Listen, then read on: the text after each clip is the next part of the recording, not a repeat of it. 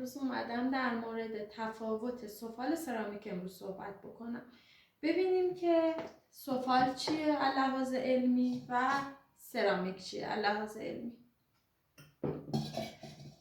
به سفال میگن دسته خاک‌های ثانویه، به سرامیک میگن دسته خاک‌های اولیه. شما یه کوه تصور بکنید که بالای اون کوه، قله کوه میشه کاوله، یه خاک سفید پخته که تک پخت نیست، بعد با چیزای دیگه ترکیب بشه، بالای 1200 درجه سانتیگراد نقطه ذوبشه. این کاولن به مرور زمان در طی میلیون ها سال شسته میشه، میاد توی دامنه و تبدیل میشه به بال کلی یا بال کلای بهش میگن. دوباره این بال کلی طی میلیون ها سال شسته میشه، میاد توی دشت و میشه خاک رس یا خاک ملکی هم بهش میگن. طرف گود برداری میکنه، میبینه که خاکش مناسبه، به سفالگرا پیشنهاد میده که بیای خاک منو بخرید. خاک رس یه تک خاکه که با آب مخلوط میشه، قابلیت ساختن کار داره، قابلیت کار کردن با دست داره، یه تک خاکه. پس حالا ببینیم که سرامیک چیه. سرامیک تک خاک نیست، ترکیبی از کاولن، بالکلی، فلدسپات ها که انواع داره. 60% قشر زمین از فلدسپات ها تشکیل شده که گداز آوره، جزو دسته گداز آور است.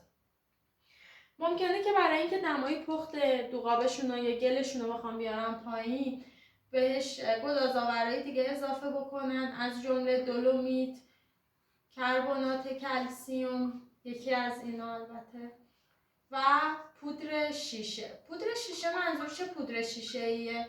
شما تلویزیون قدیمی ها بود توی خونمون داشتیم، اون شیشه هاشو میخرن، پودر میکنن و به صورت آسیا به سرامیستا میفروشن. ممکنه که پودر شیشه بطری باشه یا هر چیز دیگه، به صورت پودر شده توی فرمولاشو میزنن. ممکنه که مثلا طرف 60 تا 70% فرمولاشو کاملا تشکیل بده، 10% مثلا بالکلی بزنه، 18% فلدسپار بزنه، 6% دولومیت بزنه یا 7% کربنات کلسیم، 10 تا 12% پودر شیشه. از بین این سه تا یکیشو میزنه، سه تاشو نمیزنه. پس سرامیک یه خاک تک پخت نیست مثل سفال که یه خاکی باشه بردارن مخلوطش بکنن و باهاش کار سرامیکی بسازن. حالا بیاییم خاک انواع کشورها رو بررسی بکنیم. ما گفتیم خاک بومی کشور ایران خاک رسه که مقادیر زیادی هم داخلش FeO2 FeO3 اکسید آهن قرمز، اکسید آهن سیاه داره، برای همین رنگش میشه نخودی، برای همین رنگش قرمزه. یه شهرهایی مثل هرمز که خاکش به شدت سرخه درصد بالای اکسید آهن قرمز داخلش داره و همین خاک ارزشمندیه. حالا آمریکا خاک بومیش چیه؟ استونور، یه تک خاک مثل خاک رس، خاک بومی کشورشه.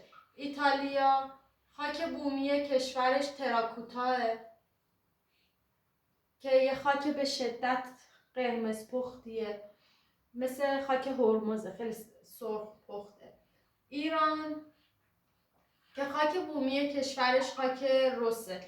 امریکا محدوده دمایی خاک بومی کشورش 1300 درجه سانتیگراده. ایتالیا تقریبا 1050 درجه سانتیگراد و خاک رس ایران مابین 800 تا 1020 درجه سانتیگراد.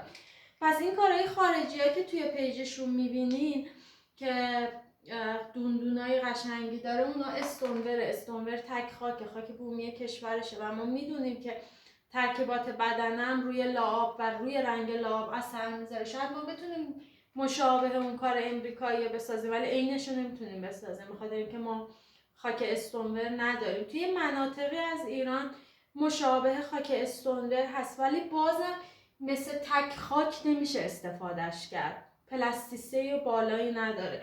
پس خاک بومی هر کشوری آنالیزش و ترکیباتش بر اساس لایه‌های زمین شناسی با جاهای دیگه متفاوته. این یه خلاصه خیلی مختصری در مورد خاک‌ها بود، نحوه‌شون بود. حالا اگر که علاقه داشتین ما میایم این مباحث رو باز میکنیم، هر ویدیو میگیریم در مورد کاولنبال کلین، در مورد خود خاک رس و در مورد کلیه موادی که اینجا اسم بردیم تخصصی صحبت میکنیم. اون دیگه بستگی داره که شما چقدر خوشتون